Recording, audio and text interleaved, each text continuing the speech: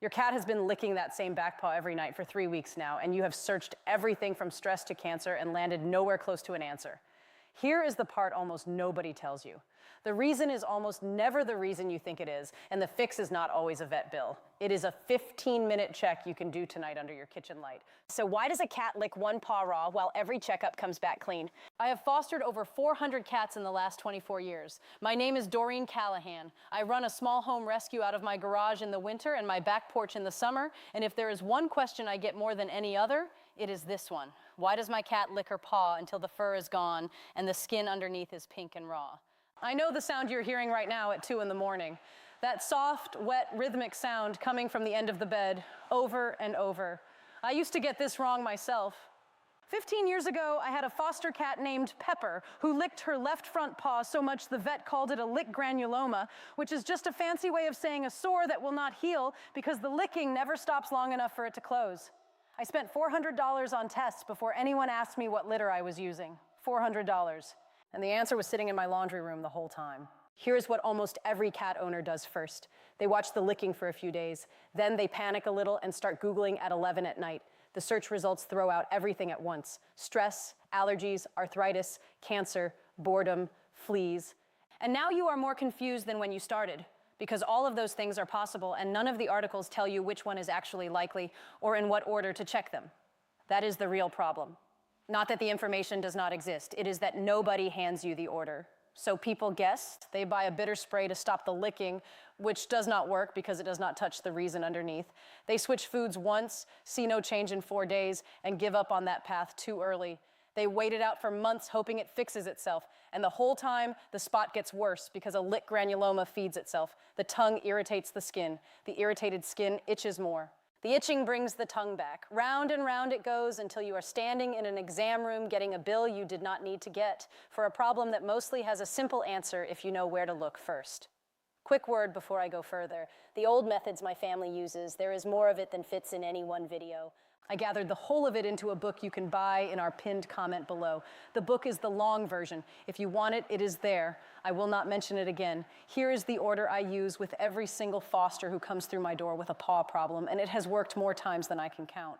But before we get to that order, you need to understand something almost nobody explains right, which is why a cat licks in the first place, and why that normal behavior turns into a raw, bald, painful habit that will not stop on its own. Grooming is not just cleaning to a cat. It is how she calms herself down. When a cat is anxious, hurt, overstimulated, or even just bored, licking releases a chemical in her brain that feels like relief. It is the same reason a person bites their nails during a stressful meeting or twirls their hair while they think. The habit is not random. It is self-soothing. And here's the piece that trips people up. That soothing response works whether the itch started from stress or from something physical like a flea bite or an irritated pad.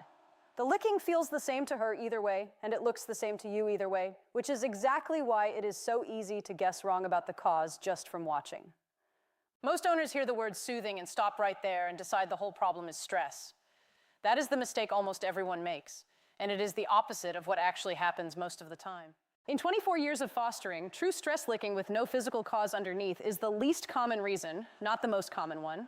The most common reason, by a wide margin, is something physical starting the itch, and the licking becomes a habit layered on top of that itch, which is why home remedies aimed only at the behavior almost never work.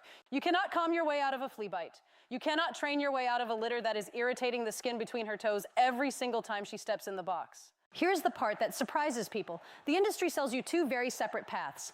Path one is the behavior path, calming collars, anxiety supplements, expensive prescription diets aimed at stress. Path two is the medical path, biopsies, allergy panels that run into the hundreds of dollars, steroid shots that treat the symptom without ever finding the source.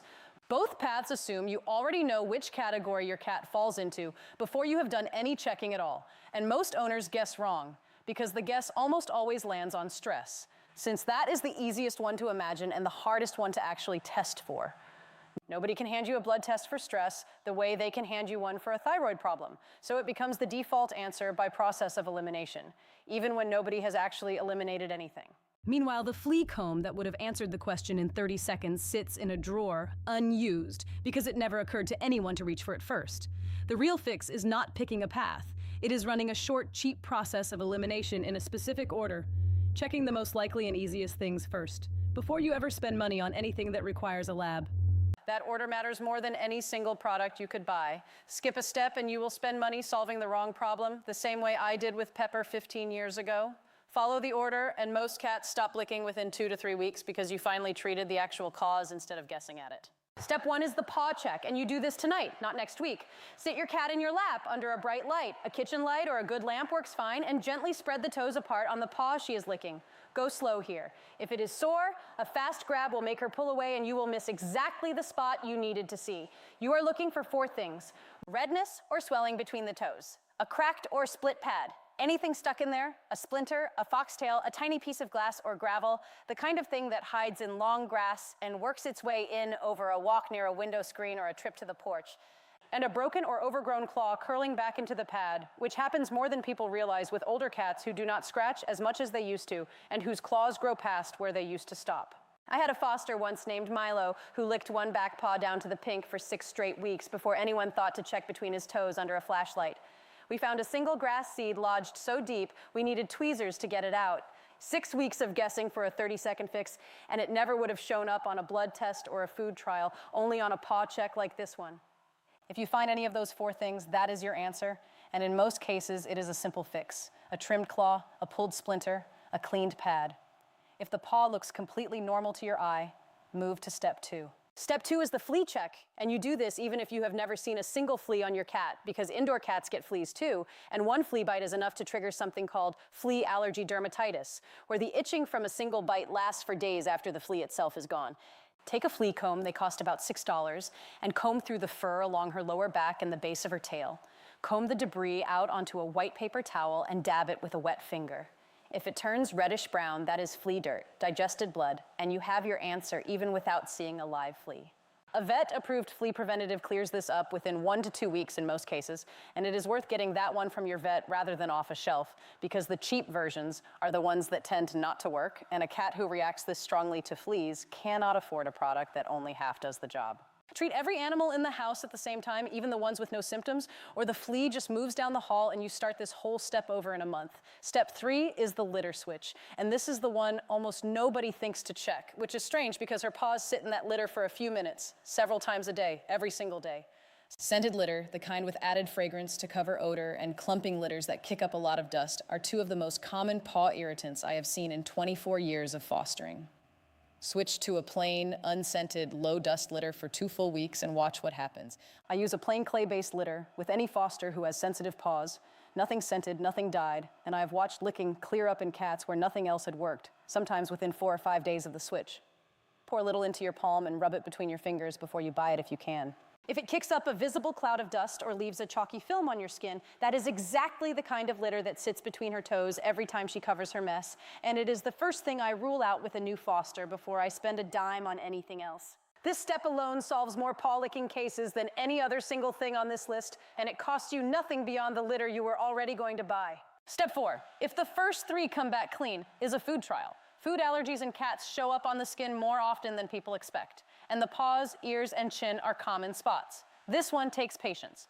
You pick a single protein your cat has never eaten before. Rabbit or venison are common choices. Feed only that for 8 full weeks with absolutely no treats or table scraps mixed in, since even a few bites of the old food can reset the clock and muddy the whole test.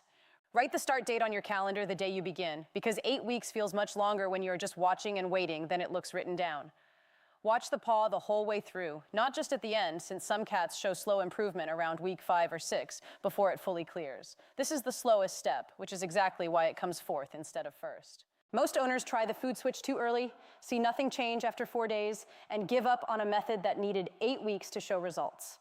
Step 5 is for the smaller number of cats where everything above comes back clean, and it really is stress driving the habit.